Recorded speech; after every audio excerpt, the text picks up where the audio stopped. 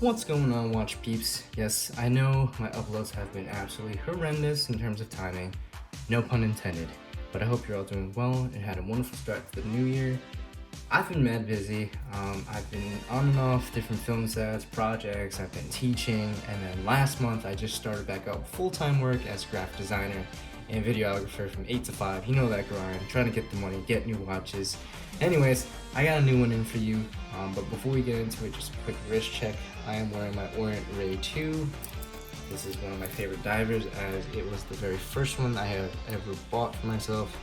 This one's always in the box. I don't wear this enough, partially because I have my right hand wingman, my Seastern 62 Mas homage. I just swapped it out for a nice NATO strap. But yeah, this is kind of like my daily. I gotta wear this one more, but we're not here for that today. But the topic is divers. I love divers. I don't know why. Ever since I watched GoldenEye and Tomorrow Never Dies, Pierce Brosnan's Omega Seamaster, I just absolutely fell in love with it. So me, I'm all about divers. But this is San Martin number 2. And I wanted a No Date Submariner homage, and they finally had made one in a size that I can actually wear. I have rather small wrists, and this one fits.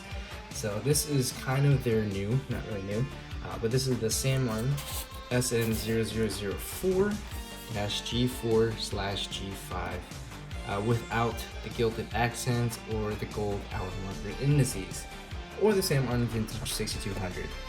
This is a rather popular watch amongst the San Martin community. I know a lot of people liked it because of the rivet style bracelet. It was like a new vintage Rolex Submariner is how people saw it, and they were just like, you know, this is a really comfortable watch, this is a very compact watch and all that. But just your standard San Martin packaging. You have the instruction booklet off to the side. You have the San Martin card. This was signed on the 11th of November last year. And then you have their business card with a QR code on it. And then inside of the box, you get tools as well as the dog tag. I'll link the review to my San Martin Explorer. Exact same packaging, nothing different aside from the watch. But I'll link it somewhere in the video so you guys can also watch that too. But anyways, taking this out of the packaging here. Really nice. Honestly, I love this. I also apologize because there's a light right here too, just to kind of show off the lighting. And the watch is a little bit better. But just a little bit about the other San Martin Vintage 6200. So they had made a version 2. I know they also recently upgraded the same watch with a PT5000 SW200 movement, which is cool. They had swapped out the original riveted bracelet for a classic oyster style bracelet, and they had the San Martin hexagon logo at the 12 o'clock position instead of the scripted font. Carrying on, if you're familiar with the recent release of the SN0004 Milsub, this watch is no different, aside from the handset as well as the bezel insert. But moving on to specs, the case diameter is 38 millimeters. The thickness of this watch is 13 millimeters. This features an NH35A movement, which is also in my Seastern. This has a lug width of 20 millimeters, which is good because I can swap out the straps that I own.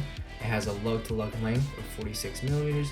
Pretty compact. It has a sapphire crystal with air coating, a ceramic bezel insert, as well as a gloss black enamel dial, and a water resistance of 200 meters with a screw-down crown.